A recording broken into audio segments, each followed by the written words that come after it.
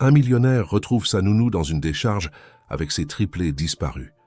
Il voulait seulement inspecter un terrain, mais il a retrouvé son passé au milieu des ordures. La femme qui a disparu il y a 6 ans le dévisage, avec 3 enfants qui lui ressemblent trait pour trait.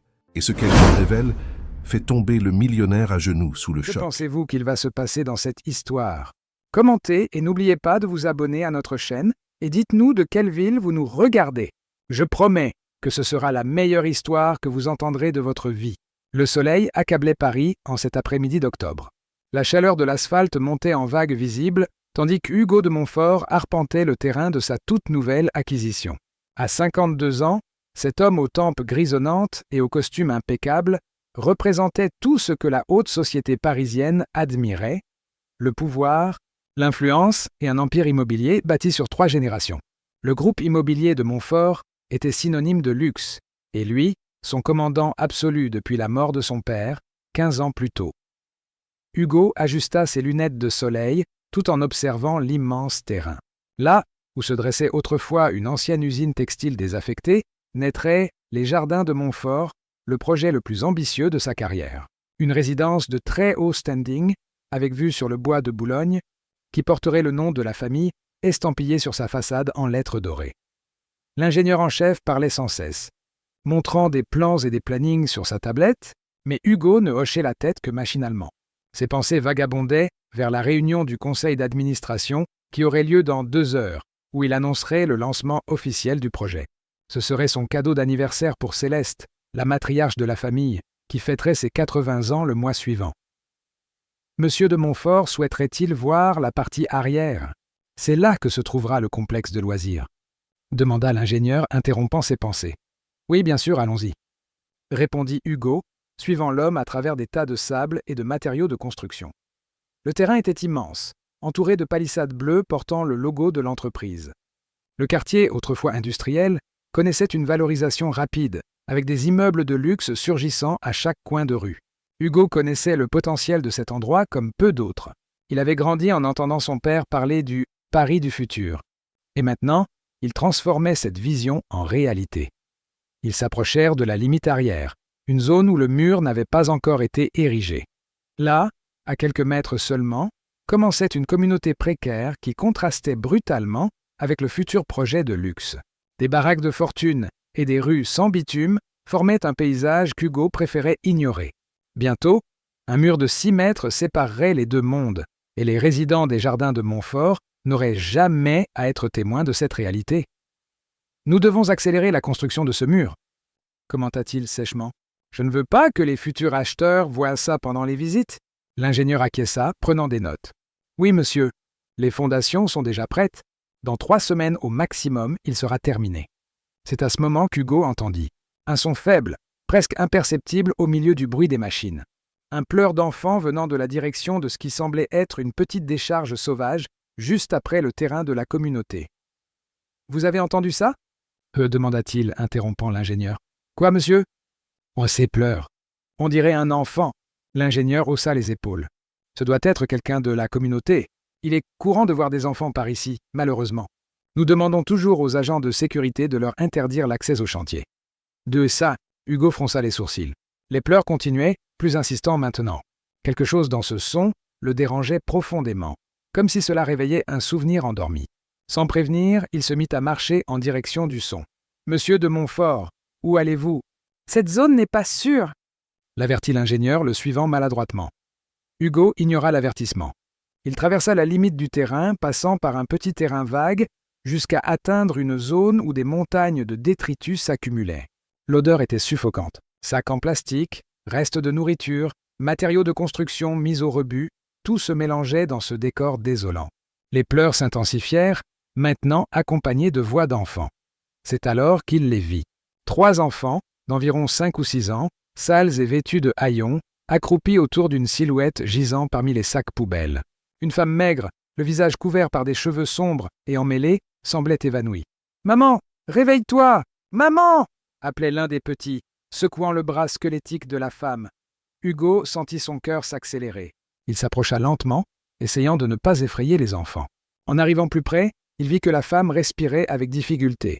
Son visage était pâle, avec des cernes profonds et des lèvres sèches. « Avez-vous besoin d'aide » demanda-t-il en s'agenouillant à côté des enfants, qui reculèrent, effrayés. L'un des garçons, le plus maigre des trois, se plaça devant ses frères dans une posture protectrice. « C'est notre mère. Elle est juste fatiguée » dit-il avec une fermeté impressionnante pour quelqu'un de si petit. Hugo tenta de sourire pour les rassurer. « Je veux vous aider. Votre mère a l'air malade. » C'est alors que la femme toussa et ouvrit lentement les yeux. Hugo eut l'impression que le monde s'arrêtait de tourner. Il connaissait ses yeux, il connaissait ce visage, même dévasté par le temps et la souffrance. « Laetitia ?» Et le mot s'échappa de sa bouche dans un souffle incrédule. La femme parut le reconnaître au même instant. La terreur s'empara de son regard. « Non ! S'il vous plaît, non !» murmura-t-elle, essayant de se lever, mais retombant aussitôt. « Mon Dieu, Laetitia, que vous est-il arrivé? Tout le monde pensait que vous aviez disparu. Ça fait des années !» s'exclama Hugo, incapable de comprendre ce qu'il voyait. Laetitia Olivier avait été la gouvernante de confiance de la famille pendant près d'une décennie. Elle avait élevé les enfants de son frère aîné, Richard, et avait aidé à prendre soin de sa propre fille, Louise, durant ses premières années, jusqu'à ce que, 6 ans plus tôt, elle disparaisse simplement après avoir été accusée de voler des bijoux de la famille. Hugo se souvenait vaguement de sa mère, Céleste, commentant qu'elle s'était enfuie dans le sud après avoir avoué le crime. La nouvelle était arrivée à un moment turbulent, lorsque Richard faisait face à des problèmes de drogue, et le sujet avait vite été oublié. Mais elle était là, réduite à la peau sur les os, vivant dans une décharge avec 3 enfants. Les mêmes enfants qu'il avait parfois vus errer sur le terrain, sans jamais y prêter vraiment attention. « Qui sont ces enfants, Laetitia ?» demanda-t-il, tout en essayant de l'aider à s'asseoir. Elle lui serra le bras avec une force surprenante. « S'il vous plaît, ne dites à personne que vous m'avez trouvé. Ils vont me tuer. Ils vont tuer mes enfants. » Hugo sentit un frisson le parcourir. « De quoi parlez-vous ? Qui va vous tuer ? » « Votre famille, » répondit-elle, avant de s'évanouir à nouveau. L'ingénieur les rejoignit enfin, haletant. « Monsieur, que se passe-t-il ? Qui sont ces gens ?» Hugo se releva, décidé. « Appelez une ambulance, maintenant. »« Mais monsieur, la réunion du conseil. Oubliez la réunion. Ces personnes ont besoin de soins médicaux urgents. » Pendant que l'ingénieur passait l'appel, Hugo se tourna vers les enfants, qui l'observaient avec méfiance.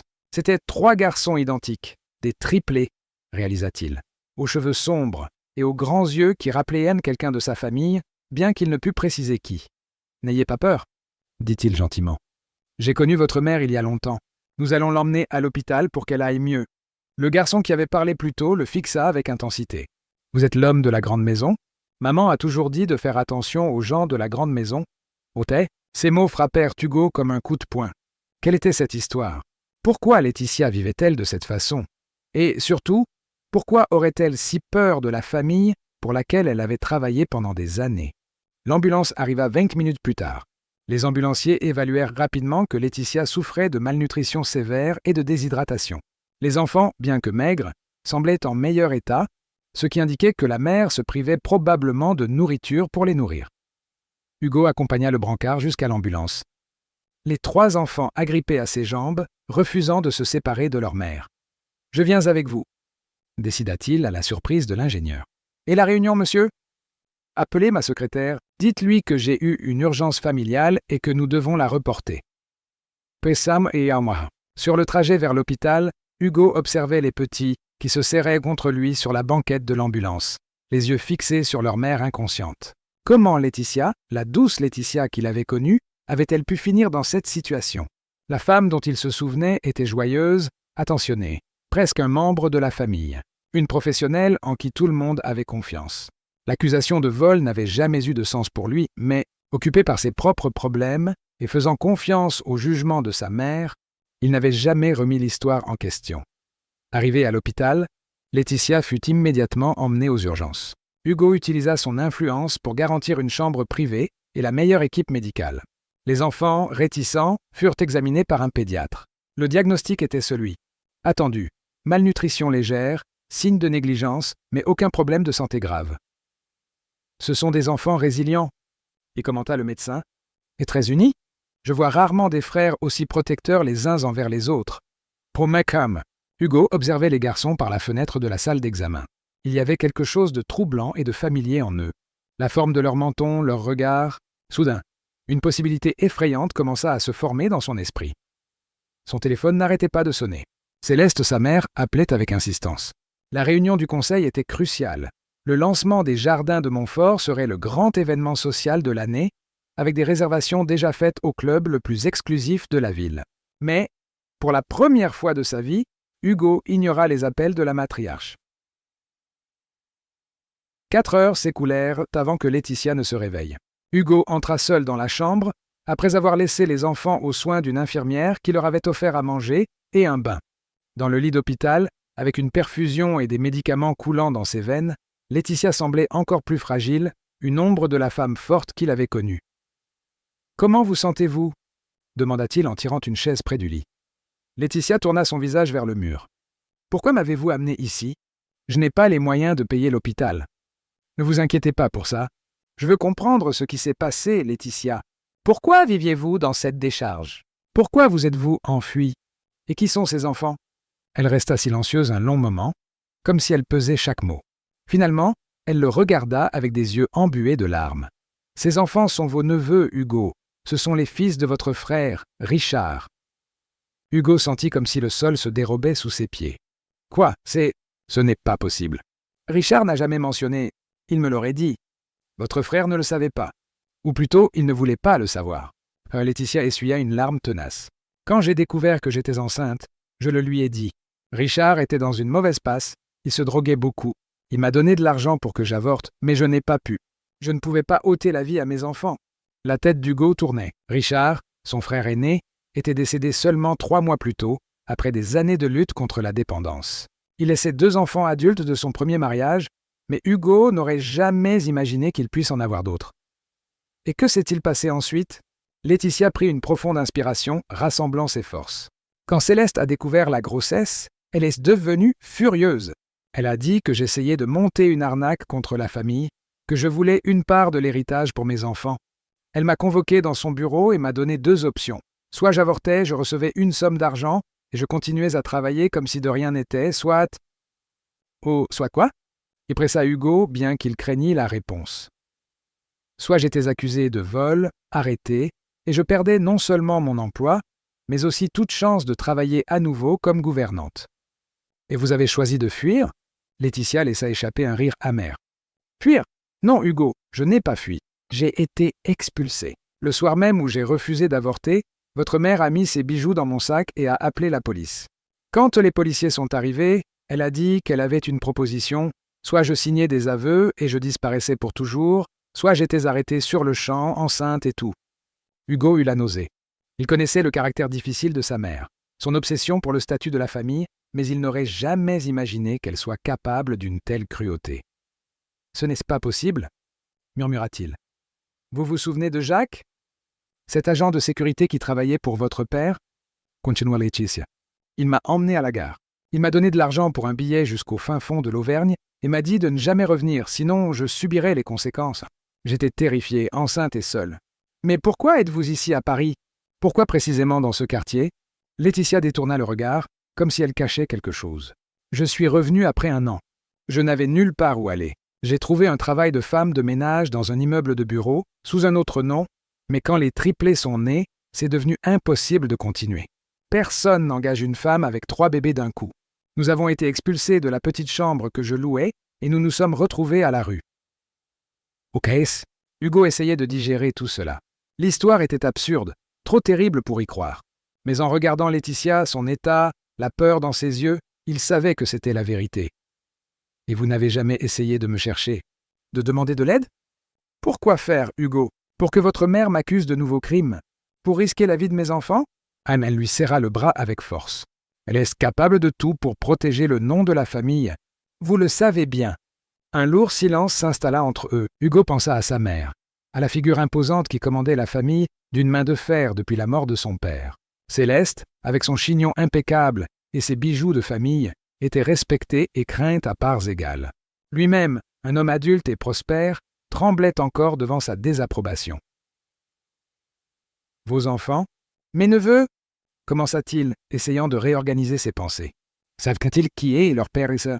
Car ils savent seulement que leur père était un homme riche qui ne pouvait pas les reconnaître. Je n'ai jamais mal parlé de Richard devant eux. Je leur ai dit qu'il avait des problèmes, qu'il était malade. À ce moment, la porte s'ouvrit et les 3 garçons entrèrent en courant, suivis par l'infirmière qui s'excusait de leur agitation. Propres et vêtus de blouses d'hôpital, ils semblaient être d'autres enfants. Plus sains, plus vivants. « Maman !» crièrent-ils à l'unisson, grimpant sur le lit pour l'embrasser. Laetitia sourit pour la première fois, un sourire qui illumina son visage fatigué. « Mes garçons, vous avez pris un bain? Vous êtes tout propres ?» Le plus bavard des 3, qu'Hugo percevait maintenant comme le leader naturel du groupe, répondit « Oui, maman. Et on a mangé du riz avec de la viande. Il y avait même un dessert !» Hugo observait la scène, ému et confus. Ces 3 enfants étaient de ses neveux, le sang de son sang. Comment n'avait-il pas remarqué avant? Maintenant, en les voyant propres, la ressemblance avec Richard au même âge était indéniable. La même forme de visage, le même regard déterminé. Les enfants, appela doucement Laetitia. « Voici votre oncle Hugo, c'est le frère de votre père. » Les 3 le fixèrent avec une curiosité renouvelée. Le leader fit un pas en avant. « Je m'appelle Gabriel. Voici mes frères, Raphaël et Michel. » Hugo sentit une boule dans sa gorge. Il tendit une main légèrement tremblante. « Enchanté, Gabriel. Raphaël, Michel, je suis désolé de ne pas vous avoir connu plus tôt. »« Vous êtes riche comme notre père ?» demanda Raphaël le cadet avec une franchise déconcertante. « Raphaël, on ne demande pas ce genre de choses. » le réprimanda Laetitia, gênée. Hugo sourit.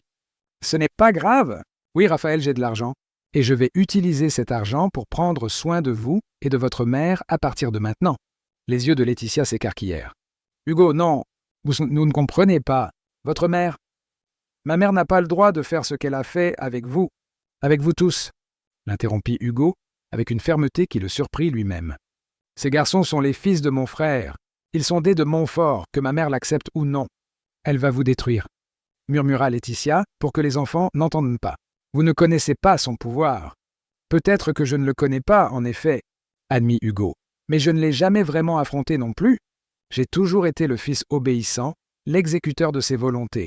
Maintenant, je vois que cela doit changer. » Michel, le plus silencieux des 3, s'approcha d'Hugo et lui toucha le visage avec curiosité. « Vous ressemblez à l'homme sur la photo que maman garde. » Hugo lança un regard interrogateur à Laetitia qui rougit. « C'est la seule photo que j'ai de Richard. Je la leur ai montrée quelquefois pour qu'ils sachent à quoi ressemblait leur père. » Ce petit geste, Laetitia gardant une photo de Richard, la montrant à ses fils, préservant sa mémoire malgré tout, toucha profondément Hugo. Quel genre de femme maintenait vivante la mémoire de l'homme qui l'avait abandonnée enceinte? Quel genre de mère luttait seule pour élever 3 enfants dans les conditions les plus difficiles, sans jamais abandonner? « Je vais vous trouver un endroit où rester. » Oui, décida Hugo. « Un appartement sûr, avec tout ce dont vous aurez besoin. Les enfants iront à l'école, vous recevrez un traitement médical approprié. Et quand vous serez rétabli, nous parlerons de l'avenir. » Laetitia semblait vouloir protester, mais la fatigue et le soulagement d'avoir enfin de l'aide se lisèrent sur son visage. « Et votre mère? »« L'entreprise » demanda-t-elle finalement. Hugo se leva, déterminé. « J'affronterai cela le moment venu. Pour l'instant, l'important est de prendre soin de vous. » Ponsab. En sortant de la chambre, Hugo répondit enfin au téléphone. Céleste était furieuse. « Où t'es-tu fourré? La réunion a été un désastre. Les investisseurs remettent en question ton engagement dans le projet. » Hugo prit une profonde inspiration. « Mère, il faut qu'on parle. J'ai retrouvé Laetitia aujourd'hui. » Un silence de mort de l'autre côté de la ligne, Laetitia Olivier. Notre ancienne gouvernante. Elle vivait dans une décharge, avec 3 enfants. 3 enfants de Richard. « Oh, c'est absurde !» La voix de Céleste trembla légèrement. « Cette voleuse qui invente des histoires pour... » Ce ne sont pas des histoires, mère. Les garçons sont le portrait craché de Richard. Ce sont tes petits-fils, et je veux savoir exactement ce qui s'est passé il y a 6 ans. N'ose pas aborder ce sujet, Hugo. La voix de la matriarche prit un ton glacial. Tu as une responsabilité envers cette famille, envers l'entreprise. Ne gâche pas tout pour une employée opportuniste. Hugo sentit une colère qu'il n'avait jamais éprouvée auparavant. Cette employée, comme tu dis, a élevé tes petits-fils dans les ordures parce que tu l'as chassée de nos vies, et je veux des réponses. Il raccrocha, s'appuyant contre le mur du couloir de l'hôpital. Il savait qu'il venait de déclarer la guerre à sa propre mère, la femme la plus puissante qu'il connaisse. Il savait que le prix serait élevé. Mais en regardant par la fenêtre de la chambre, voyant Laetitia sourire faiblement, tandis que les triplés racontaient, excités, leur bain chaud et la nourriture délicieuse, Hugo sut qu'il n'y avait pas d'autre chemin. Certaines vérités doivent éclater au grand jour. Peu importe combien de temps elles restent enfouies. et certaines familles doivent être redéfinies, non par le sang ou le nom, mais par les choix que nous faisons lorsque nous sommes confrontés à la vérité brute de qui nous sommes vraiment.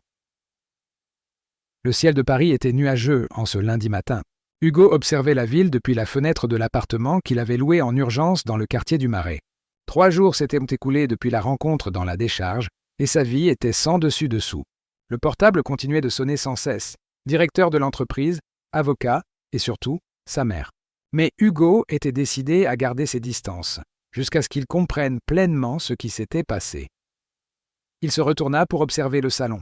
Laetitia dormait sur le canapé-lit, encore faible, mais visiblement mieux après être sortie de l'hôpital la veille. Les triplés dormaient dans l'unique chambre, éparpillés sur le grand lit comme des chatons épuisés après une journée de découverte. Le contraste entre la vie qu'ils menaient jusqu'alors et le confort soudain de l'appartement de luxe était surréaliste. Hugo prépara du café et des toasts, réfléchissant à la prochaine étape. Il avait besoin de réponses concrètes, de preuves de ce que Laetitia lui avait raconté. Son esprit d'homme d'affaires traçait déjà des stratégies, évaluant les risques et les possibilités. Affronter Céleste ne serait pas facile. La matriarche avait des relations puissantes dans la ville, des juges aux politiciens influents et la réputation de ne jamais perdre une bataille. Le bruit de pas légers interrompit ses pensées. Michel, le plus silencieux des triplés, apparut dans la cuisine en se frottant les yeux. « Bonjour, tonton Hugo », dit le garçon, la voix encore pâteuse de sommeil. « Bonjour, Michel », répondit Hugo, surpris par le titre de « tonton », qui sonnait étrange, mais étrangement réconfortant. « Tu veux un verre de lait ?» Le garçon acquiesça, s'asseyant à la table de la cuisine. Ses yeux parcouraient chaque détail de la pièce, le réfrigérateur argenté, les placards en bois clair, les appareils électroménagers étincelants. Pour quelqu'un qui avait grandi au milieu des ordures, chaque objet du quotidien était une nouveauté fascinante. « Maman a dit qu'on ne doit rien casser », commenta Michel sérieusement. « Que tout est très cher. » Hugo sentit un pincement au cœur. « Ne t'inquiète pas pour ça, Michel. Les choses peuvent être remplacées. L'important, c'est que vous alliez bien. » Le garçon but son lait à petites gorgées, comme s'il savourait chaque instant. « Chez nous, des fois on n'avait pas de lait. Maman gardait le peu qu'elle trouvait pour quand on était malade. » La simplicité de cette observation toucha profondément Hugo.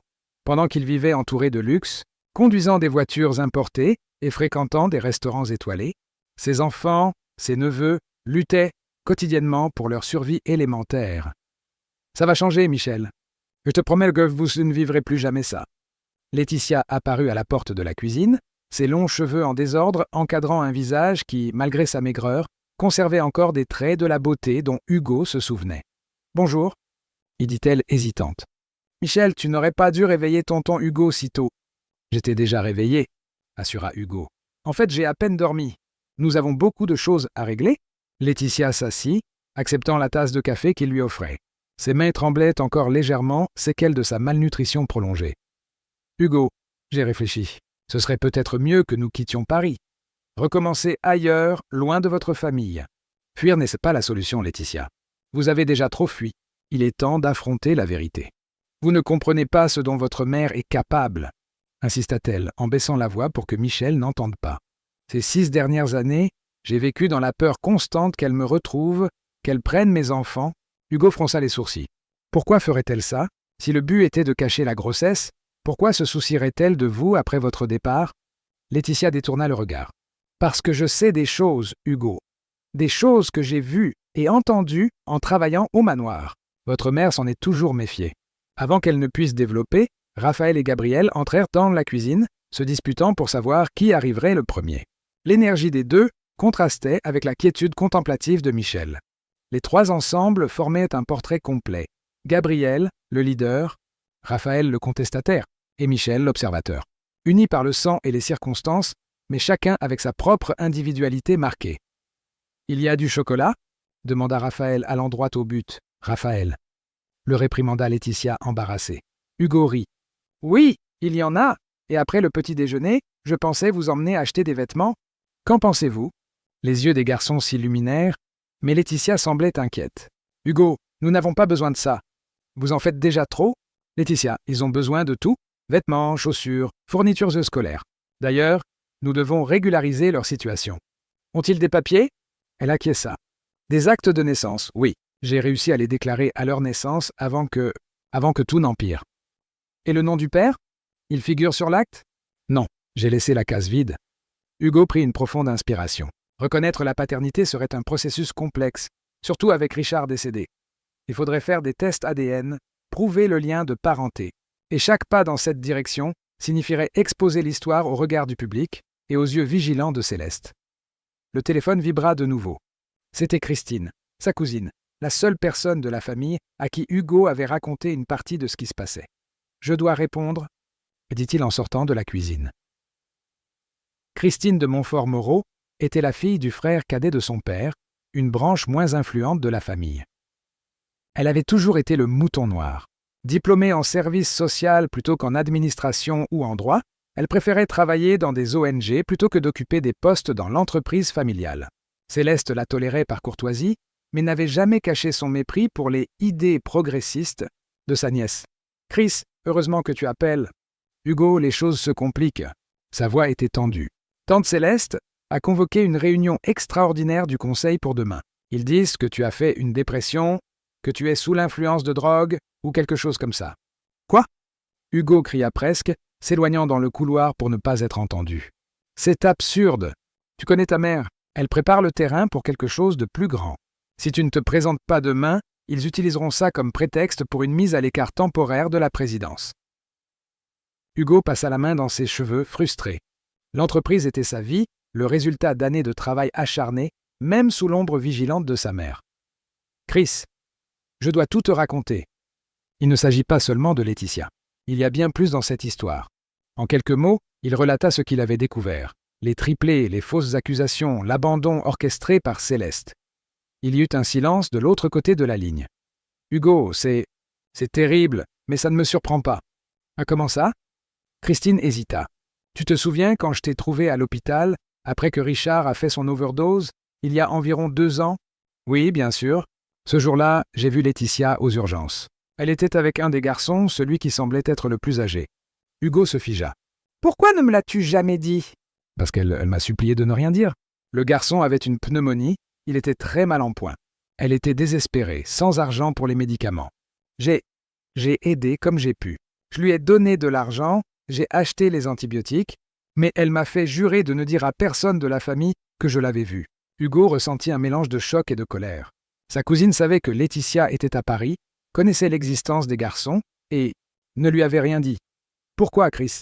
Pourquoi cacher quelque chose d'aussi grave? Parce que Laetitia m'a raconté une partie de l'histoire. Assez pour que je comprenne que tante Céleste était la méchante dans ce scénario. Et je connaissais d'autres cas. D'autres cas? Comment ça? D'autres employés qui ont disparu soudainement au fil des ans.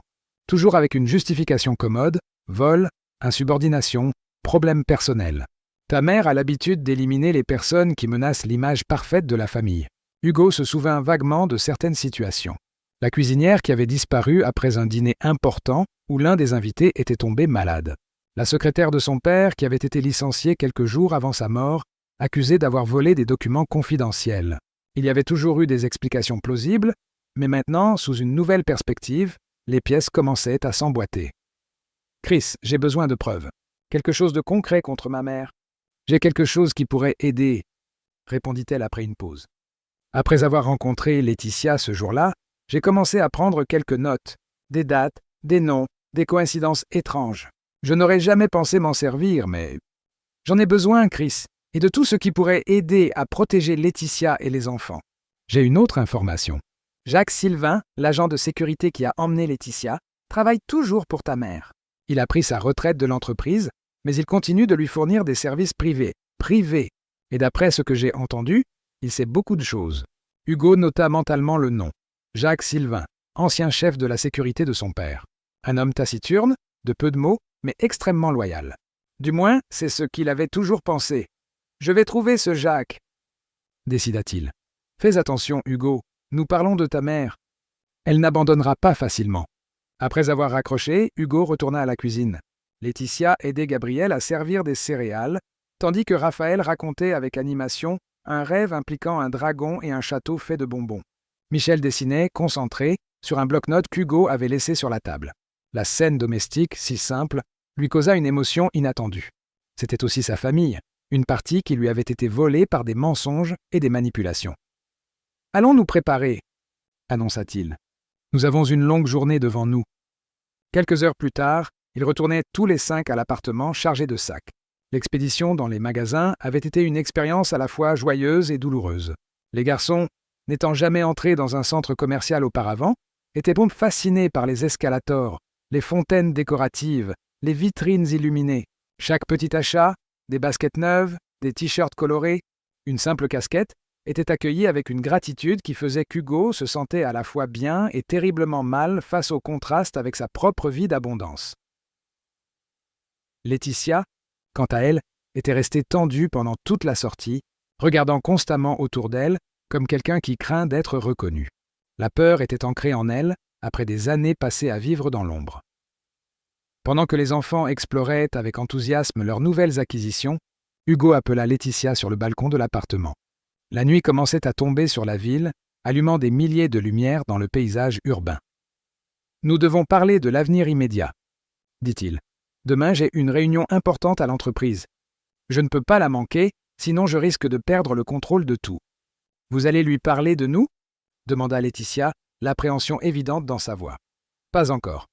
J'ai besoin de mieux me préparer, de rassembler des preuves.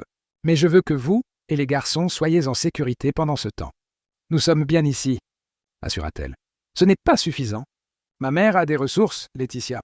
Si elle découvre où nous sommes, elle pourrait tenter quelque chose. Vous pensez qu'elle irait si loin ? Hugo pensa aux révélations de Christine, au schéma de comportement de la matriarche au fil des ans. Je ne suis pas sûr de ce dont elle serait capable, et c'est ce qui m'inquiète. Il prit une décision rapide, attrapant son téléphone. Je vais appeler Charles, mon chauffeur de confiance. Il va vous emmener dans ma maison de campagne à Deauville. Là, vous serez en sécurité jusqu'à ce que je règle cette situation. Mais les enfants, ils ont besoin d'école, d'une routine. Cela viendra plus tard, Laetitia. Pour l'instant, la priorité, c'est votre sécurité. Tandis qu'elle rentrait à l'intérieur, réticente mais résignée, Hugo passa un autre appel à son avocat personnel, pas celui du cabinet de l'entreprise. Il avait besoin de quelqu'un de sa totale confiance. Maître Mendès, Hugo de Montfort, j'ai besoin de vos services en urgence et avec une discrétion absolue. Cela concerne un possible litige familial. Oui, potentiellement contre ma mère. Non, je ne peux pas donner de détails par téléphone. Pouvons-nous nous rencontrer demain après la réunion du conseil ? Excellent. En raccrochant, il vit Michel l'observer depuis la porte du balcon, le regard sérieux et pénétrant qui le distinguait de ses frères. « Tout va bien, Michel ?» demanda-t-il en essayant de sourire. Le garçon s'approcha, regardant la ville. « On va encore devoir partir ?» La question posée avec la simplicité et la sagesse précoce de celui qui a connu l'abandon depuis son plus jeune âge brisa le cœur d'Hugo. « Non, Michel, vous n'aurez plus à fuir. Je te le promets. » Le petit resta silencieux quelques secondes. « Tu sais, tonton Hugo, j'ai toujours su qu'on n'était pas comme les autres enfants de la décharge. Maman parlait différemment, elle nous apprenait des choses que les autres ne savaient pas. Elle pleurait la nuit quand elle pensait qu'on dormait. » Hugo sentit une boule dans sa gorge. « Ta mère est une femme très forte, Michel. Elle a fait de son mieux dans les pires circonstances. »« Pourquoi ta mère ne nous aime pas ?» demanda le garçon de but en blanc. « C'est parce qu'on est pauvre ?» La question directe, typique de l'innocence enfantine, laissa Hugo sans voix un instant. « Ce n'est pas si simple, Michel. Ma mère, elle a des idées très rigides sur la famille, sur les apparences. Elle pense que certaines choses doivent rester cachées, même si cela blesse des innocents. Comme nous ? Oui, comme vous. Mais ça va changer, je te le promets. » Le garçon acquiesça, comme s'il comprenait plus qu'on ne pouvait l'attendre pour son âge. Soudain, il prit la main d'Hugo et le tira à l'intérieur. « Viens voir ce que Gabriel est en train de dessiner. » Dans le salon, les 2 autres garçons étaient étalés sur le tapis, entourés de crayons de couleur neuve. Gabriel, concentré, dessinait quelque chose sur une grande feuille. « Regarde, tonton Hugo, c'est notre nouvelle maison !» s'exclama-t-il, fier. Hugo observa le dessin. Une grande maison colorée, avec un jardin plein de fleurs et d'arbres. 5 bonshommes allumettes représentaient Laetitia, les triplés et lui-même, dessiné plus grand que les autres, avec ce qui semblait être une cape de super-héros. « C'est toi qui nous sauves de l'homme méchant », expliqua Gabriel, montrant une autre silhouette cachée derrière un arbre, toute noire, avec un air fâché. Hugo sentit un frisson. « Qui est l'homme méchant, Gabriel ?» Le garçon haussa les épaules, continuant de colorier. L'homme qui venait dans les maisons où on habitait, il criait sur maman, il disait qu'on devait toujours partir. Laetitia, qui rangeait les courses, se figea en entendant la conversation. « Gabriel, ça suffit de dessiner pour aujourd'hui. C'est l'heure du bain, allez !» Mais Hugo n'allait pas laisser le sujet mourir si facilement. « Quel homme, Laetitia ?» Elle soupira vaincue. « Jacques. Il m'a retrouvé plusieurs fois au fil des ans. Votre mère l'envoyait pour s'assurer que je restais loin, que je ne tentais pas de contacter la famille. Il me donnait parfois de l'argent, mais toujours avec des menaces. » Hugo sentit la colère monter. Jacques, l'homme de confiance de la famille, harcelant une femme sans défense et 3 jeunes enfants pendant des années. Tout cela sur ordre de sa mère. « Pourquoi ne me l'avez-vous pas dit hier ? Parce que j'ai peur de lui, encore aujourd'hui, Hugo. Jacques Nerme n'est pas seulement un employé. Il connaît des gens dangereux. Il a des contacts dans le milieu. Votre mère le garde près d'elle, justement pour ça. » Hugo reprit son portable. « Ça change tout. Vous devez quitter la ville maintenant. J'appelle Charles immédiatement. » 2 heures plus tard, le chauffeur particulier d'Hugo arriva. Charles travaillait pour lui depuis 10 ans, bien avant qu'il ne prenne la présidence de l'entreprise.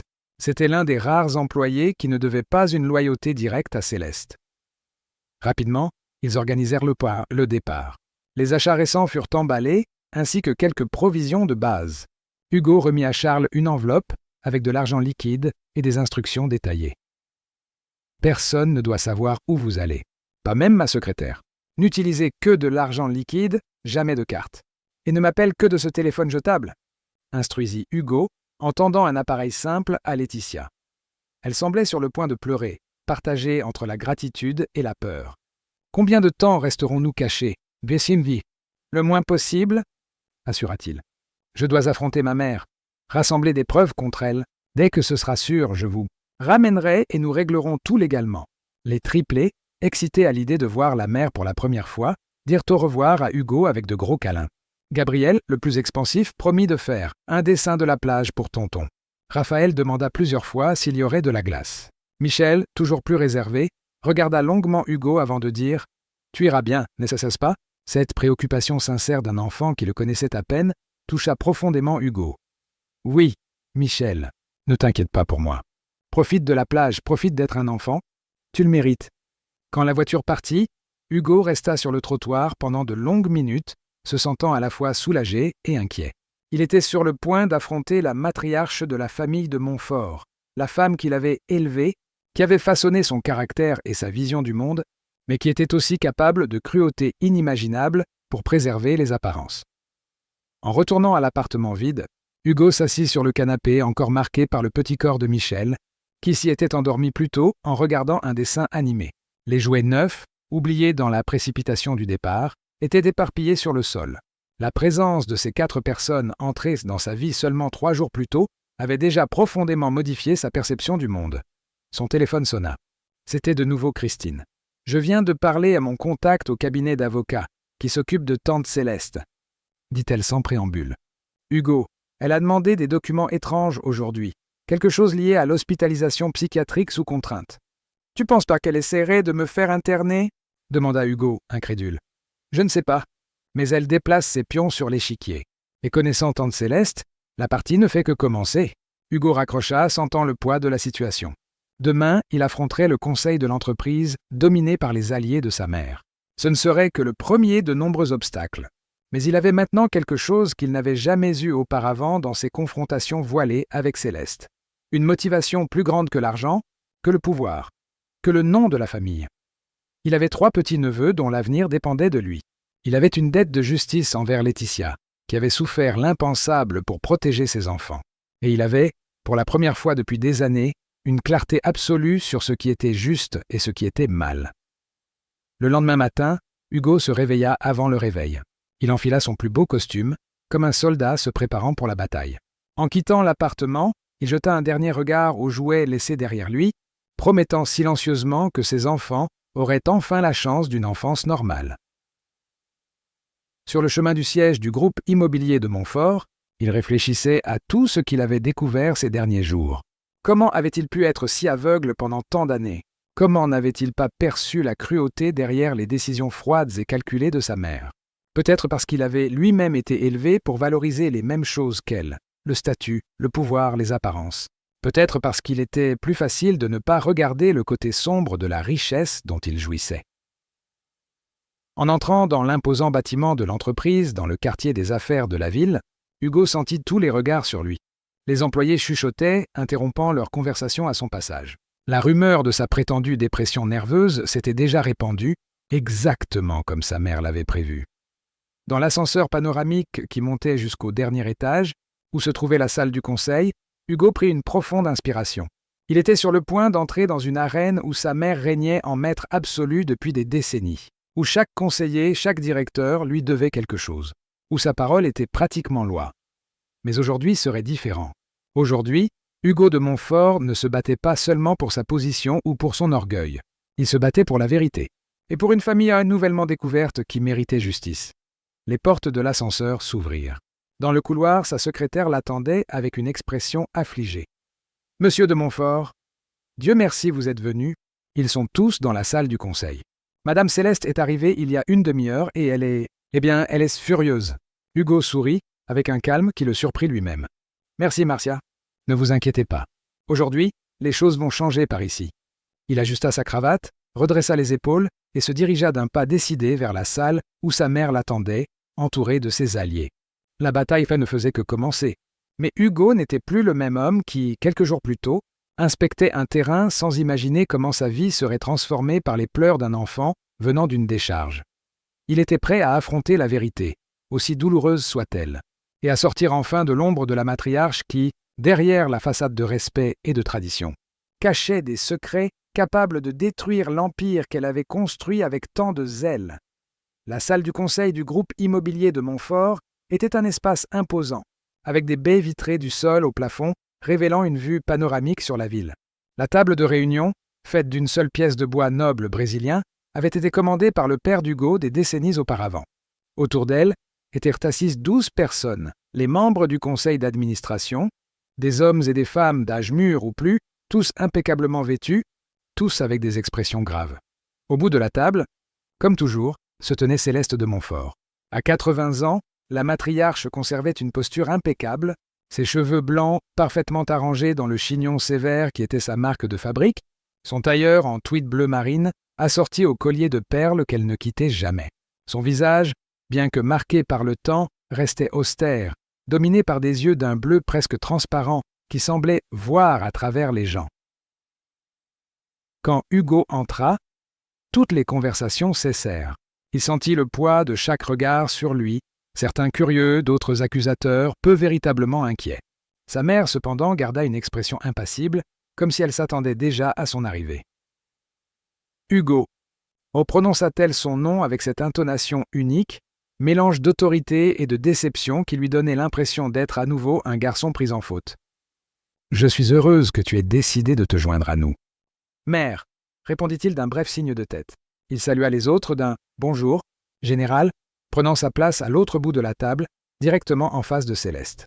La position physique, lui et sa mère aux extrémités opposées au chat de la table, semblait symboliser parfaitement le gouffre qui s'ouvrait maintenant entre eux sexes. Nous discutions justement de la situation préoccupante de ces derniers jours. Commença Maître Mathieu, l'avocat d'affaires de l'entreprise depuis plus de 30 ans et ami personnel de Céleste. Votre disparition soudaine, l'annulation de réunions cruciales, le manque de communication... 3 jours, interrompit Hugo calmement. Je n'ai été absent que 3 jours, durant lesquels j'ai réglé une situation familiale urgente. des poules. Ouais, situation familiale? Questionna René Bonheur, la directrice financière. Nous n'avons été informés d'aucun problème familial. Hugo sourit sans humour. Est-ce parce que vous ne savez pas tout sur la famille de Montfort? Personne ne le sait. Pas même moi, jusqu'à récemment. Le ton énigmatique provoqua un murmure dans la salle. Céleste frappa doucement la table avec une bague, restaurant le silence. Hugo, si tu traverses une sorte de perturbation émotionnelle, nous comprenons. La mort de Richard nous a tous affectés, et la pression du nouveau projet peut être écrasante, dit-elle d'une voix calculée et compréhensive. C'est pourquoi nous proposons une mise à l'écart temporaire pour que tu puisses prendre soin de ta santé. Exactement comme Christine l'avait prédit. Sa mère préparait le terrain pour le démettre de la présidence en utilisant sa santé mentale comme justification. « Je suis parfaitement sain d'esprit, mère », répondit Hugo en gardant son calme. En fait, je n'ai jamais vu les choses aussi clairement qu'aujourd'hui. Il commença à ouvrir sa mallette en sortant quelques documents. Il pouvait sentir le regard intense de sa mère, essayant d'anticiper son prochain mouvement. Avant que vous ne preniez une décision hâtive, j'aimerais vous informer que j'enquête sur une série d'irrégularités graves impliquant l'entreprise et, en particulier, certaines décisions prises par la présidence précédente. Le silence dans la salle devint dense. Hugo savait qu'il jouait une carte risquée. Il n'avait pas encore toutes les preuves dont il avait besoin, mais il devait gagner du temps et, surtout, faire reculer temporairement sa mère. « Quel genre d'irrégularité » demanda Serge Asselin, le plus jeune membre du conseil, avec une curiosité sincère. Hugo fixa directement sa mère en répondant. « Manipulation de témoins, falsification de documents, possible détournement de fonds de l'entreprise pour résoudre des problèmes personnels. Et, le plus grave, l'utilisation du terrain où seront construits les jardins de Montfort comme dépôt illégal de déchets toxiques pendant plus d'une décennie. » La bombe était lâchée. Il vit le visage de sa mère pâlir légèrement. Un exploit presque impossible pour quiconque connaissait l'imperturbable Céleste de Montfort. Les autres conseillers échangèrent des regards inquiets. « C'est absurde. » Céleste se reprit rapidement. « Mon fils est clairement perturbé et invente des accusations sans fondement. J'ai des preuves initiales. » Rétorqua Hugo, faisant glisser quelques dossiers sur la table. « Et j'en collecte d'autres. Le cabinet Mendes & Associés mène une enquête indépendante à ma demande. La mention du prestigieux cabinet d'avocats, concurrent direct de Maître Mathieu, provoqua un nouveau brouhaha. Céleste garda son sang-froid, mais ses doigts tambourinaient légèrement sur la table, un signe de nervosité que seul Hugo, la connaissant si bien, pouvait reconnaître. « Si cela ne vous dérange pas, » continua-t-il, « j'aimerais proposer un ajournement de cette réunion d'1 semaine jusqu'à ce que je puisse présenter un rapport complet sur ces questions. Après tout, si nous devons discuter de l'avenir de la présidence, tout le monde doit être pleinement informé des faits. » Avant que Céleste ne puisse intervenir, Serge Asselin acquiesça. « Cela me semble raisonnable. Ce sont des accusations sérieuses qui méritent une enquête appropriée. » D'autres membres acquiescèrent, certains à contre-cœur. La matriarche, réalisant qu'elle avait momentanément perdu le contrôle de la situation, s'ajusta sur sa chaise. « Très bien, » céda-t-elle, avec la dignité de quelqu'un qui accorde une faveur. « Dans 1 semaine, nous nous réunirons à nouveau. J'espère que d'ici là, Hugo aura retrouvé la raison et retiré ses accusations infondées. » La réunion fut levée dans une atmosphère tendue. Tandis que les conseillers sortaient, beaucoup évitant de regarder directement la mère ou le fils, Hugo resta assis, sachant que la véritable confrontation était encore à venir. Quand le dernier membre quitta la salle, Céleste se leva, marchant lentement jusqu'à la fenêtre. Dos à son fils, elle contempla la ville pendant quelques instants. « Que veux-tu vraiment, Hugo ?» demanda-t-elle finalement, sa voix calme, presque triste. « La vérité, mère. Juste la vérité. » Elle se tourna pour lui faire face. Pendant un instant fugace, Hugo vit quelque chose d'inattendu dans les yeux de la matriarche. Non pas de la colère ou du défi, mais une profonde lassitude. « La vérité ?» répéta-t-elle, comme si le mot était étranger. « Tu parles comme s'il n'y avait qu'une seule version des faits. La vie n'est pas si simple, mon fils. J'ai retrouvé Laetitia, » dit Hugo sans détour. Elle est les triplés. Le masque de Céleste se fissura à nouveau, cette fois de manière plus visible. Ses mains, habituellement si fermes, s'agrippèrent au bord de la table. « Et cela suffit pour que tu tournes le dos à ta propre mère, pour que tu menaces l'héritage de notre famille à cause des mensonges d'une employée profiteuse. Ce ne sont pas des mensonges, mère. J'ai regardé ces enfants dans les yeux. Ils sont le portrait parfait de Richard quand il était petit. Ce sont tes petits-fils, notre sang. » « Le sang, » cracha-t-elle le mot. « Le sang ne signifie rien sans un nom, sans une histoire, sans une position. Cette femme a séduit ton frère quand il était vulnérable. Elle voulait un morceau de la fortune des de Montfort, comme tant d'autres avant elle. » Hugo secoua la tête, incrédule. « Elle a vécu dans une décharge, mère. Une décharge. Elle a élevé 3 enfants, au milieu des rats et des ordures, en souffrant de la faim. Quel genre de personne ferait ça pour de l'argent alors qu'elle aurait pu simplement faire chanter la famille ?» Céleste ajusta les perles à son cou, un geste automatique qu'elle faisait lorsqu'elle se sentait sous pression. « Tu ne comprends pas. Tu n'as jamais compris le poids d'être qui nous sommes. »« Ah, non, mère. C'est toi qui n'as jamais compris le sens fondamental de l'humanité. » La phrase plana entre eux comme une sentence. Céleste redressa les épaules, retrouvant sa posture altière. « Où sont-ils maintenant ?» demanda-t-elle, soudainement pratique. Hugo plissa les yeux, méfiant. « Dans un endroit sûr, loin de ta portée. Ne sois pas mélodramatique. Je suis ta mère, pas une méchante de feuilleton. Une mère qui a falsifié des accusations contre une employée innocente. Qui l'a forcée à vivre comme une fugitive avec 3 enfants? Qui a envoyé son homme de main la menacer pendant des années? Céleste soupira profondément. Que veux-tu, Hugo? De l'argent? Nous pouvons établir un fonds pour ces enfants, garantir leur éducation, leur confort. Tant qu'ils restent discrètement à l'écart du nom de la famille. Hugo sentit la colère monter. C'est ça que tu penses qu'est-ce que je veux? Acheter leur silence, comme tu l'as fait avec tant d'autres? Non, mère. Je veux la justice. Je veux que Richard soit reconnu comme le père de ces garçons. Je veux que Laetitia reçoive réparation pour tout ce qu'elle a souffert. Je veux que la vérité éclate. Et détruire tout ce que nous avons construit au passage? La réputation qu'il a fallu des générations pour établir? Si notre réputation dépend d'enterrer des crimes et des cruautés, alors peut-être qu'elle mérite d'être détruite. Céleste s'approcha, se tenant face à son fils. De près, il pouvait voir les fines rides que le maquillage tentait de cacher, les petits vaisseaux éclatés dans ses yeux clairs.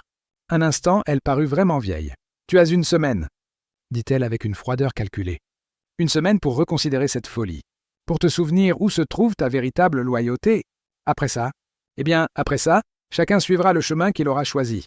La menace était claire. Hugo acquiesça, acceptant le défi implicite. 1 semaine alors. En sortant de la salle de réunion, il ignora les regards curieux des employés dans le couloir. Son téléphone vibra. Un message de Charles, l'informant que Laetitia et les enfants étaient arrivés en toute sécurité à la maison de campagne.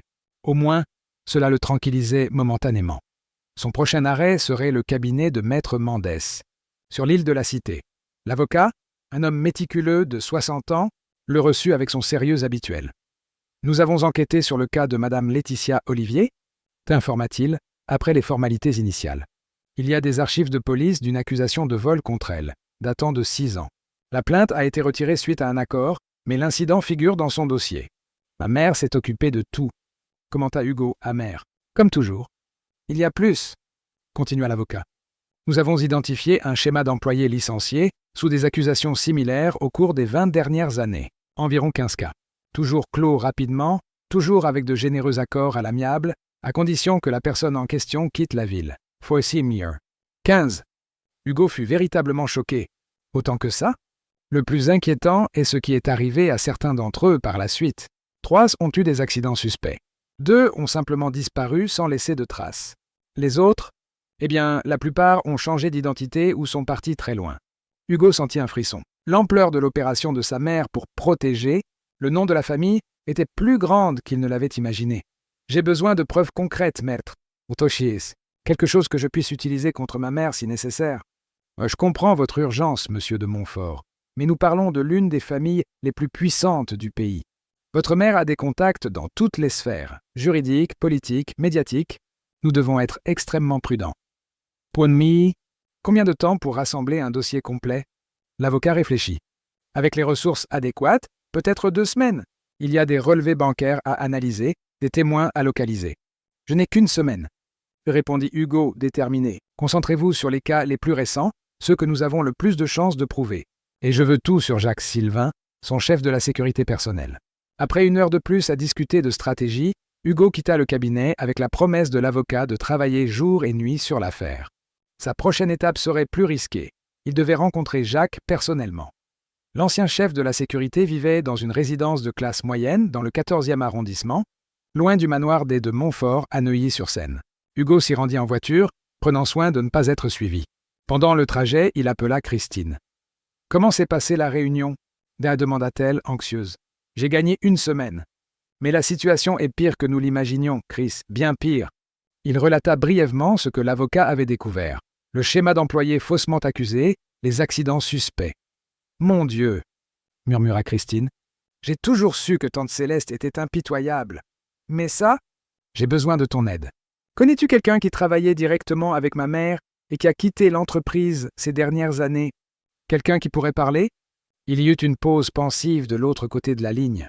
Thérèse Gomez, son ancienne assistante personnelle. Elle avait été licenciée il y a environ 3 ans, accusée d'avoir divulgué des informations à la concurrence. J'ai toujours trouvé cette histoire étrange, car Thérèse était d'une loyauté absolue. Sais-tu où elle est, maintenant? Non, mais j'ai le contact de sa sœur. Je peux essayer de le savoir. Fais-le, s'il te plaît. C'est urgent. Arrivé à la résidence où vivait Jacques, Hugo se gara de l'autre côté de la rue, observant le mouvement. L'immeuble était simple, mais bien entretenu. une résidence typique de la classe moyenne supérieure. Comme il s'y attendait, il ne tarda pas à apercevoir Jacques sortir vêtu en civil, mais avec la posture inimitable de quelqu'un qui a passé sa vie dans la sécurité. Hugo attendit qu'il s'éloigne de l'immeuble avant de le suivre discrètement. L'ancien agent de sécurité marcha 2 rues jusqu'à un petit bar au coin, le genre d'établissement fréquenté par des policiers à la retraite et des agents de sécurité, avec une télévision toujours branchée sur des matchs de football et de la bière servie dans des chopes glacées. Entrant quelques minutes plus tard, Hugo trouva Jacques assis seul dans un coin, regardant la télé sans réel intérêt. Il s'approcha directement, les subterfuges ne fonctionneraient pas avec un homme entraîné comme lui. « Jacques » salua-t-il en tirant une chaise. L'homme d'âge mûr, corpulent mais encore en forme, ne montra aucune surprise. Ses petits yeux attentifs analysèrent Hugo rapidement. « Monsieur de Montfort » répondit-il formellement. « Votre mère a mentionné que vous étiez agité ces derniers temps. J'imagine. » Et Hugo fit signe au serveur, commandant une bière. « J'ai rencontré des gens que vous connaissez bien. Laetitia et les triplés. » Jacques ne réagit pas, mais ses yeux se plissèrent presque imperceptiblement. « Je ne vois pas de quoi vous parlez. » « N'insultez pas mon intelligence. Je sais que vous la surveillez toutes ces années, que vous la menaciez pour qu'elle garde ses distances. » Quand le serveur apporta la bière et s'éloigna, Jacques se pencha légèrement. « Vous entrez en terrain dangereux. Je vous suggère de reculer tant que vous le pouvez. »« Terrain dangereux », répéta Hugo avec un sourire sans humour. « Comme les 15 personnes que ma mère a faussement accusées au fil des ans, comme les accidents que certains d'entre eux ont subis par la suite. » Pour la première fois, il vit une véritable inquiétude dans les yeux du garde du corps. « Qu'est-ce que tu veux » demanda Jacques, abandonnant le vouvoiement. « Je veux la vérité. Je veux savoir qui d'autre est impliqué. Je veux des preuves des crimes que ma mère a commis. » Jacques laissa échapper un petit rire. « Et tu penses que je te livrerai ça? Que je m'incriminerai? »« Je pense que tu as une conscience, Jacques. Que tu n'es pas juste un robot qui suit les ordres. Je suis sûr que tu as vu l'état dans lequel Laetitia vivait, dans cette décharge, avec 3 jeunes enfants. » L'homme détourna le regard, un bref éclair d'inconfort traversant son visage. « Je ne faisais que suivre les ordres, » murmura-t-il. « L'alibi classique des complices, » rétorqua Hugo. « Mais je t'offre une porte de sortie. Collabore avec moi, dis ce que tu sais, et je garantirai que tu ne seras pas poursuivi avec ma mère. »« Poursuivi » Jacques sembla sincèrement surpris. « Tu as vraiment l'intention de traîner ta propre mère en justice. » Si c'est nécessaire, le garde du corps but une longue gorgée de sa bière, pensif. Tu ne connais pas Madame Céleste comme moi. Elle ne va pas rester les bras croisés à te regarder détruire tout ce qu'elle a construit. De quoi est-elle capable? Jacques fixa longuement Hugo comme s'il mesurait ses mots. De tout. Absolument tout pour protéger l'héritage des de Montfort. Crois-moi, j'ai vu des choses qui m'empêchent de dormir la nuit. Comme quoi, exactement? L'ancien garde du corps regarda autour de lui, vérifiant que personne ne les entendait. Je ne peux pas parler ici, et je ne sais pas si je suis prêt à parler. Tout court. J'ai une famille, j'ai une vie. Laetitia aussi, rétorqua Hugo incisif. Pense-y. Pense aux enfants qui grandissent dans une décharge pendant que tu recevais des ordres pour t'assurer qu'ils restent oubliés. Quelque chose sembla changer sur le visage de Jacques, un poids visible s'installa sur ses épaules. Laisse ton numéro. Je vais réfléchir à tes propositions. Ce n'était pas ce qu'Hugo espérait, mais c'était un début. Il laissa une carte avec son numéro personnel sur la table et se leva. Une dernière chose, dit-il en se penchant. S'il m'arrive quelque chose, ou à Laetitia et aux enfants, un dossier complet sur toutes les activités de ma mère et les tiennes sera automatiquement livré à la police judiciaire et à la presse. Pense-y aussi. En sortant du bar, Hugo se sentait mentalement et émotionnellement épuisé. La confrontation avec sa mère, la conversation avec l'avocat, la rencontre avec Jacques, tout cela en une seule journée. Et ce n'était que le début de la bataille. Il conduisit sans but pendant un certain temps, ayant besoin de digérer tout ce qu'il avait découvert. L'étendue des manipulations de sa mère, le silence systématique imposé aux gens pendant des décennies, la possibilité de crimes encore plus graves, la réalité ressemblait à un mauvais film à suspense. Son téléphone sonna. C'était Laetitia, utilisant l'appareil jetable qu'il lui avait donné. « Hugo !» Et de sa voix était agitée. « Il faut que tu vois ça. Les garçons ont trouvé quelque chose ici, dans la maison. »« Quoi ?» et demanda-t-il immédiatement alerte. « Des documents. Beaucoup de documents cachés dans un compartiment secret du bureau. Des papiers avec le nom de votre mère, des contrats, des photos. Hugo, il y a des choses sur votre père ici. Sur sa mort. » Hugo sentit son cœur s'accélérer. Son père, Alexandre de Montfort était mort 15 ans plus tôt, victime d'une crise cardiaque foudroyante, alors qu'il travaillait tard au bureau du manoir. Il était seul quand c'est arrivé. Seule Céleste l'avait trouvé, déjà sans vie, le lendemain matin. « Ne touchez à rien », ordonna-t-il tendu. « J'arrive. » Abandonnant ses plans initiaux, il prit immédiatement la route pour la côte normande. Le trajet de Paris à Deauville prendrait normalement environ 2 heures, mais avec le trafic intense de l'après-midi. Hugo savait que cela prendrait plus de temps. Pendant le trajet, il ne pouvait s'empêcher de penser à ce que Laetitia avait trouvé. Quel secret de ces documents cachait-il ? Qu'est-ce que sa mère aurait pu dissimuler sur la mort de son père ? Les implications étaient trop troublantes pour être envisagées. Le téléphone sonna de nouveau. Cette fois, c'était Christine. « Hugo, j'ai réussi à parler à la sœur de Thérèse, » dit-elle sans préambule. « L'ancienne assistante de ta mère vit à Fontainebleau. Elle a changé de nom, vit recluse. Elle a une peur bleue d'être retrouvée. »« Oh, mais tu as eu son contact ? » ?»« Mieux que ça. J'ai expliqué la situation et elle a accepté de te parler. Mais à une condition, la rencontre doit avoir lieu en terrain neutre avec des témoins. Elle a suggéré le centre commercial Beaugrenelle demain à midi. « J'y serai, » assura Hugo. « Merci, Chris, ça pourrait tout changer. »« Oh, Hugo !» La voix de Christine devint sérieuse. « Fais attention !» La sœur de Thérèse a dit des choses inquiétantes. Sur la façon dont elle a été menacée, sur des accidents étranges qu'elle a failli subir après avoir quitté l'entreprise. Ne t'inquiète pas, je prends toutes mes précautions. En raccrochant, Hugo vérifia son rétroviseur pour la 3e fois en quelques minutes.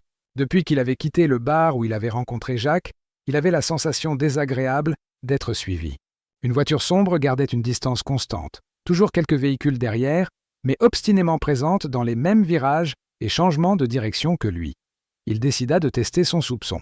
Au lieu de continuer sur l'autoroute principale, il prit une sortie secondaire menant à une station-service. Il se gara et attendit.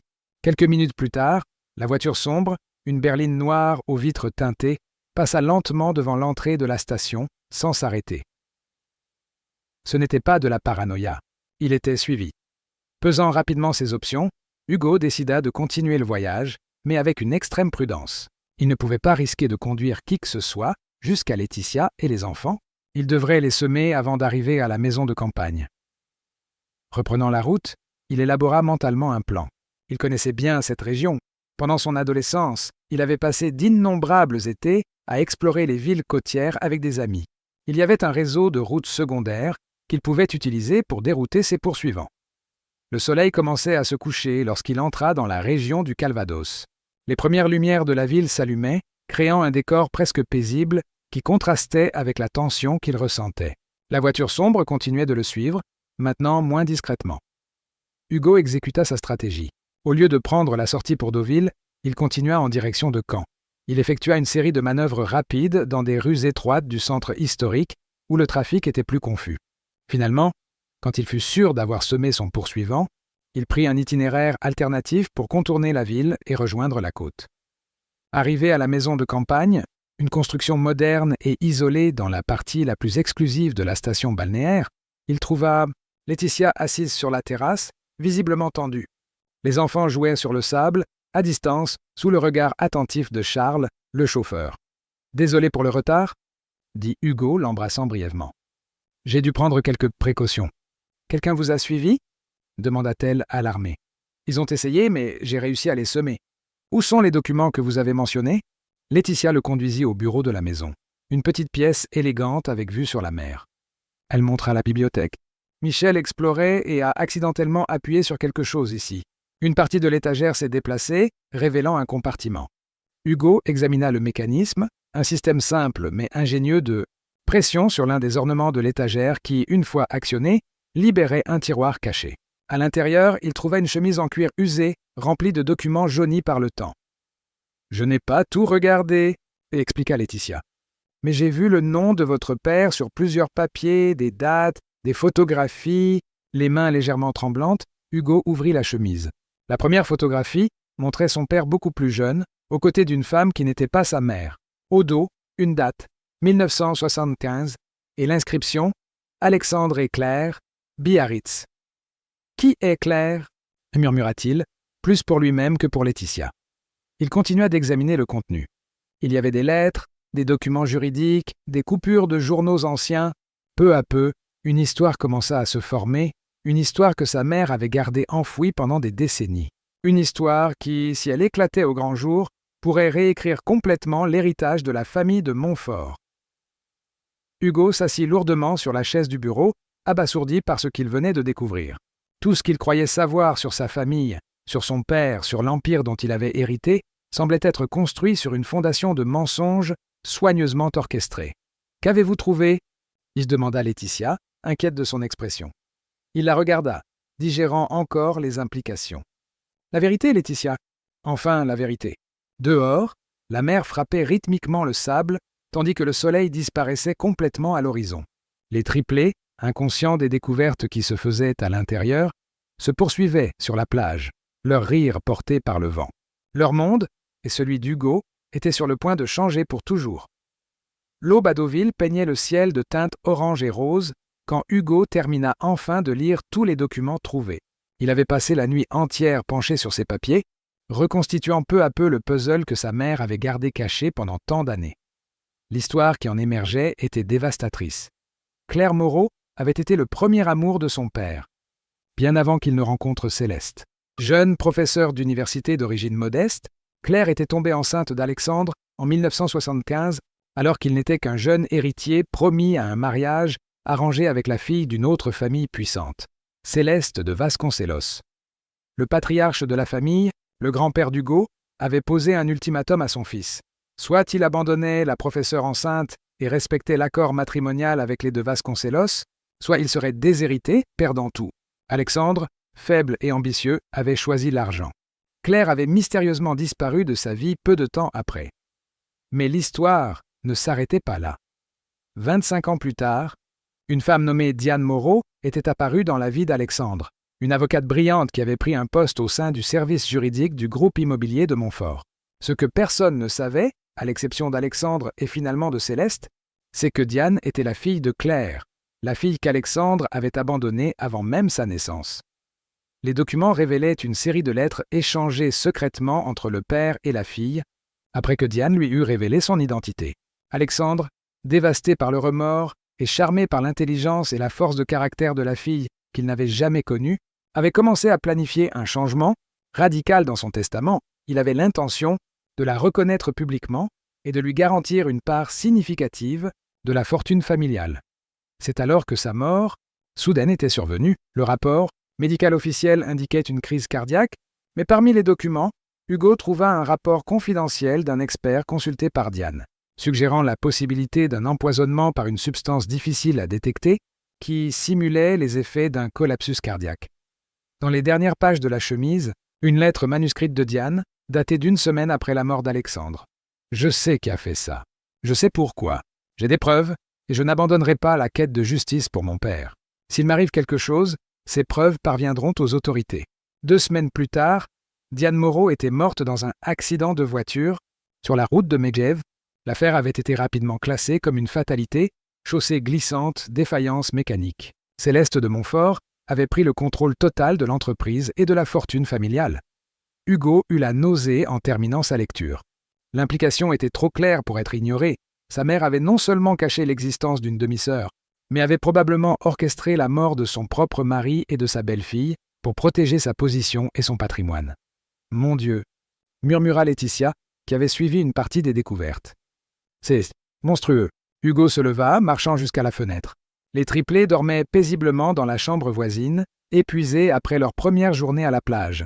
En les regardant à travers la porte entr'ouverte, une nouvelle perspective se forma dans son esprit, la compréhension que le empire de Montfort, et qu'il chérissait tant, avait été construit non seulement avec un travail acharné et une vision des affaires, mais avec une cruauté systématique et du sang. « Je dois retourner à Paris aujourd'hui même, » décida-t-il. « Je vais rencontrer Thérèse, l'ancienne assistante de ma mère, puis je la confronterai avec tout ça. C'est dangereux, » l'avertit Laetitia inquiète. « Elle pourrait être capable de me tuer ?» compléta Hugo avec amertume. « Oui, maintenant je le crois. Mais je ne peux pas reculer, Laetitia. Pas après avoir appris tout ça. » Quelques heures plus tard, Hugo retournait à Paris en voiture, emportant avec lui les documents originaux et des copies numérisées qu'il avait envoyées à son avocat et à Christine comme garantie. Il avait laissé des instructions claires à Charles. S'il n'avait pas de nouvelles de lui avant la tombée de la nuit, Il devait emmener Laetitia et les enfants hors du pays immédiatement, en utilisant des passeports et de l'argent qu'Hugo gardait dans un coffre-fort de la maison. Le centre commercial Beaugrenelle était animé en ce samedi matin. Hugo choisit une table dans l'aire de restauration, d'où il pouvait observer toutes les entrées.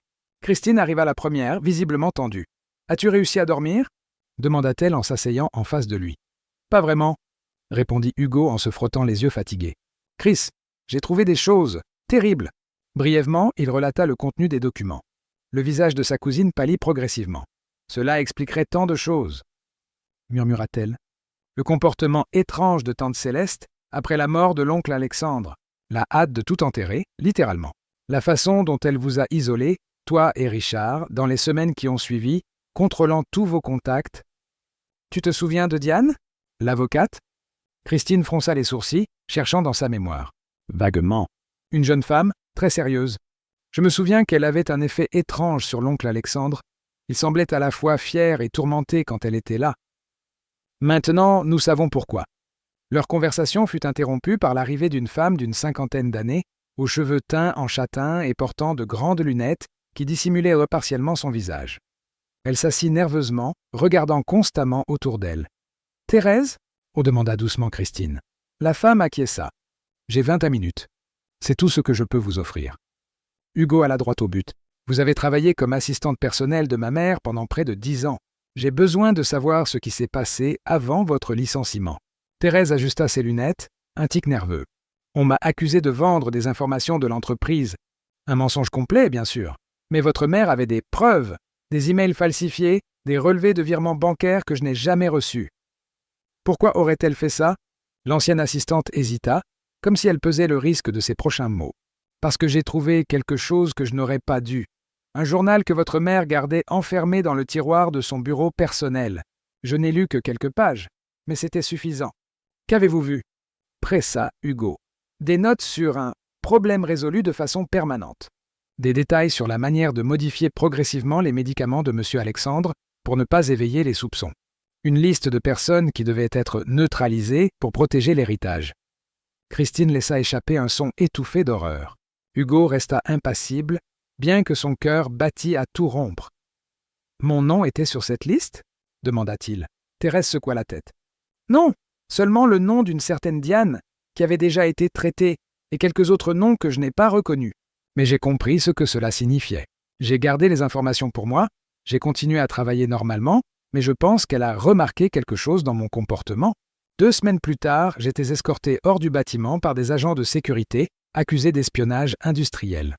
Et après, ma vie est devenue un enfer. J'ai reçu des menaces anonymes. Mon appartement a été cambriolé 2 fois, mais rien de valeur n'a été volé. Ma voiture a failli exploser quand j'ai tourné la clé dans le contact, un défaut de câblage, selon le mécanicien payé par l'assurance. J'ai compris le message et j'ai quitté Paris. J'ai changé de nom, abandonné ma carrière, je vis pratiquement caché depuis. Hugo sentit le poids de ces mots. Thérèse était une autre victime de l'obsession de sa mère pour le contrôle et le pouvoir. J'ai besoin que vous témoigniez, que vous mettiez cela par écrit officiellement. Thérèse recula visiblement. Impossible, ce serait ma condamnation à mort. Je peux garantir votre sécurité, insista Hugo. J'ai des ressources, des relations indépendantes de ma mère. Personne n'est vraiment à l'abri d'elle, rétorqua Thérèse. Vous ne comprenez pas à qui vous avez affaire. Je comprends mieux que vous ne l'imaginez, répondit Hugo, ouvrant la chemise contenant les documents trouvés à la maison de campagne. Et j'ai des preuves concrètes maintenant. Les yeux de l'ancienne assistante s'écarquillèrent en examinant les papiers. Mon Dieu! C'est suffisant. Seulement avec votre témoignage, argumenta Hugo. Nous avons besoin de quelqu'un qui était là, qui a vu son comportement, qui peut corroborer le récit de ces documents. Thérèse prit une profonde inspiration, son visage un masque de conflit intérieur. Finalement, elle acquiesça. Je vais le faire. Mais j'ai besoin de garanties, un nouveau départ à l'étranger, une identité protégée, une sécurité financière. Vous aurez tout cela, y promit Hugo. Mon avocat vous contactera dès aujourd'hui pour organiser les détails. Quand Thérèse partit, visiblement ébranlée mais déterminée, Christine serra fortement la main d'Hugo. « Tu vas vraiment aller jusqu'au bout, exposer ta propre mère comme une meurtrière ?» Hugo fixa sa cousine, son regard ferme et décidé. « Il ne s'agit plus seulement de Laetitia et des garçons, Chris. Combien de vies a-t-elle détruites ? Combien de personnes sont mortes pour qu'elle conserve son pouvoir? Cela doit cesser. Et l'entreprise? La fortune de la famille? Tout va s'effondrer quand ce scandale éclatera. C'est peut-être le prix à payer, répondit Hugo. L'argent bâti sur des cadavres n'apporte pas le bonheur, seulement plus de culpabilité. Ties armis. En sortant du centre commercial, Hugo se rendit directement au manoir familial de Neuilly-sur-Seine. Il savait que sa mère serait là, c'était samedi, et elle consacrait toujours ses samedis à recevoir ses amis influents. Pour des déjeuners informels où de véritables affaires étaient discutées sous le couvert d'événements sociaux. Le gardien à l'entrée hésita en le voyant. Il avait clairement des instructions spécifiques concernant sa présence, mais n'osa pas barrer la route au fils de la patronne. Hugo gara sa voiture dans l'allée circulaire de l'imposant manoir néoclassique, le même endroit où il avait grandi, mais qu'il voyait maintenant d'un nouvel œil. Entrant sans s'annoncer, il trouva sa mère dans le jardin d'hiver, prenant le thé avec 2 femmes de la haute société parisienne. Son sourire se figea en le voyant approcher. « Hugo, quelle agréable surprise !» dit-elle, la voix contrôlée. « Mesdames, vous connaissez mon fils? Nous devons parler !» l'interrompit Hugo sans détour. « En privé !»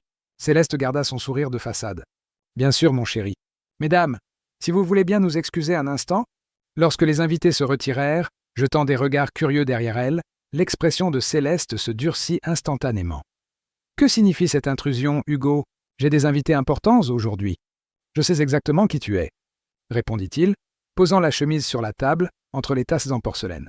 « Je sais ce que tu as fait à mon père, à Diane, à toutes les autres personnes qui se sont mises sur ton chemin. » Le visage de Céleste resta impassible, mais ses yeux trahirent un moment de choc sincère. « De quoi parles-tu? Ce comportement erratique commence à... Peu s'arrête !» le coupa Hugo, ouvrant la chemise. « J'ai tout trouvé. Les documents que tu as cachés dans la maison de campagne, les lettres entre mon père et Diane, le rapport suggérant un empoisonnement. Les menaces que Diane a reçues avant son accident, bien pratiques. Pour la première fois de sa vie, Hugo vit sa mère véritablement déstabilisée. Ce ne fut qu'un éclair, une seconde où ses yeux s'écarquillèrent, ses lèvres tremblèrent légèrement, avant que le masque du contrôle ne reprenne sa place. « Je ne sais pas où tu as trouvé cette fiction, mais tu es clairement perturbé. Thérèse m'a parlé aussi, continua Hugo implacable, de ton journal, de tes listes de problèmes à résoudre, de la façon dont tu as progressivement modifié les médicaments de mon père. » Céleste se leva lentement, marchant jusqu'à la fenêtre qui donnait sur le jardin luxuriant. Pendant de longs moments, elle resta silencieuse, le dos droit, les épaules fermes sous son tailleur en soie bleu marine. « Tu ne comprends pas, n'est-ce pas ?» dit-elle finalement sans se retourner. « Ce que signifie construire quelque chose qui dure des générations, ce que signifie protéger un héritage. »« Un héritage ?» répéta Hugo incrédule. « Nous parlons de meurtre, mère, de vie détruite. Nous parlons de sacrifice, » rétorqua-t-elle en se tournant pour lui faire face. « Ton père était sur le point de tout gâcher à cause de cette bâtarde. Tout l'empire que ton grand-père a construit, que j'ai aidé à développer, qui était tien de droit. Il allait tout partager avec une inconnue sortie de nulle part, prétendant être sa fille. Elle était de sa faille. Ma demi-sœur! C'était une arnaqueuse, une opportuniste comme sa mère. Non, mère. L'opportuniste, ça a toujours été toi. La fille d'une famille en déclin qui a vu en mon père une chance d'ascension sociale. Qui a utilisé le mariage comme un contrat commercial. Qui n'a jamais aimé personne d'autre que le pouvoir et le statut que le nom de Montfort lui a apporté. Céleste fit un pas en avant, le visage tordu par une rage qu'elle n'avait jamais montrée auparavant. « Comment oses-tu? J'ai donné ma vie à cette famille. Je t'ai protégé, j'ai protégé ton frère, j'ai protégé notre réputation à tout prix. Richard est mort, détruit par une addiction que tu as toujours fait semblant de ne pas voir, parce que c'était trop gênant pour l'image parfaite de la famille. Et moi, j'ai vécu comme ta marionnette, croyant que nous construisions quelque chose d'honorable. » La matriarche retrouva partiellement son sang-froid, ajustant instinctivement les perles à son cou. « Que comptes-tu faire de ces allégations ? » Justice, répondit simplement Hugo. « Demain matin, tout cela sera entre les mains de la police judiciaire et du parquet. Thérèse a déjà accepté de témoigner. J'ai aussi le témoignage de Laetitia sur la façon dont tu l'as forcée à disparaître. Et je cherche d'autres de tes victimes qui sont prêtes à parler. » Tout seul meurt. Le regard que Céleste lança à son fils combinait mépris et incrédulité. « Tu détruirais ta propre mère? Ton propre nom? Tout ce que nous avons? Tu as détruit bien plus, pour bien moins. Un lourd silence tomba entre eux. Dehors, dans le jardin, des oiseaux chantaient, inconscients de la tension qui grandissait à l'intérieur du manoir. À quelques mètres de là, dans les salons adjacents, des invités illustres discutaient et riaient, ignorant du gouffre qui s'ouvrait entre la mère et le fils. « Sors de ma maison », y dit finalement Céleste, la voix basse et contrôlée. « Tu n'es plus mon fils. » Hugo rassembla calmement les documents. « J'ai des copies de tout. Ne t'en fais pas.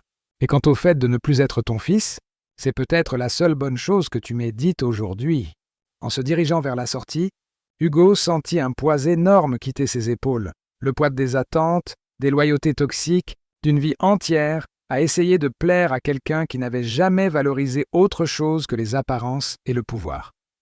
Dans la voiture, il appela d'abord son avocat, confirmant la réunion pour cet après-midi, où ils formaliseraient les plaintes. Ensuite, il appela Laetitia. « Tout va bien ?»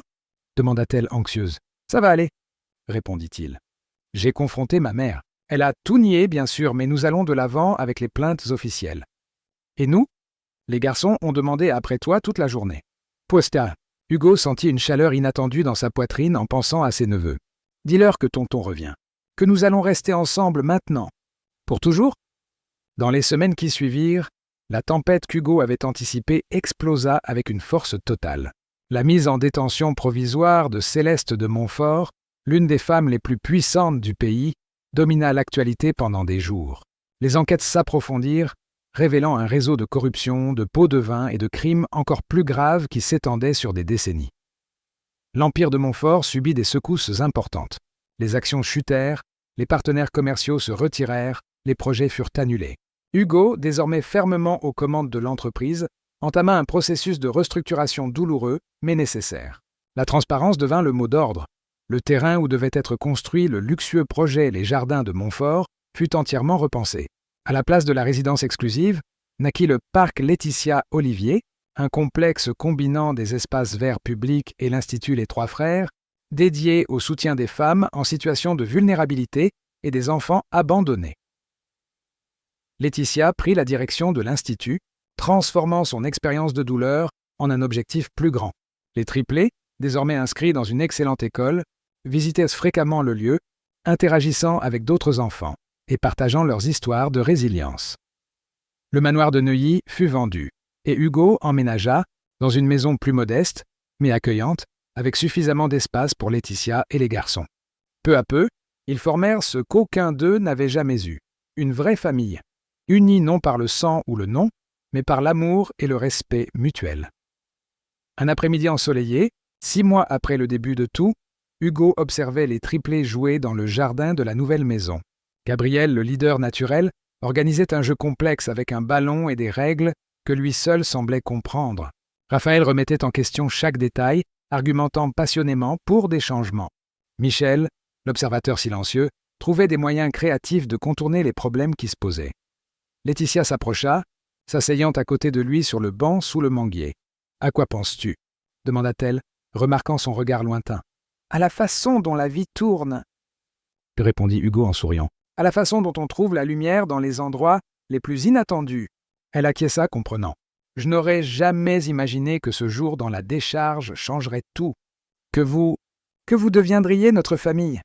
La meilleure décision que j'ai jamais prise a été de m'arrêter pour écouter ce pleur d'enfant. » dit-il en lui tenant la main avec tendresse. « Parfois, je me demande ce qui se serait passé si j'avais simplement ignoré, comme tant d'autres l'auraient fait. Certains choix définissent qui nous sommes vraiment. » Philosopha Laetitia. « Ce n'est pas le nom que nous portons, ce n'est pas l'argent que nous avons. Ce sont les moments où nous décidons de faire ce qui est juste, même quand c'est difficile. » À cet instant, Michel abandonna le jeu et courut vers eux, les yeux brillants d'excitation. « Tonton Hugo, regarde ce que j'ai fait !»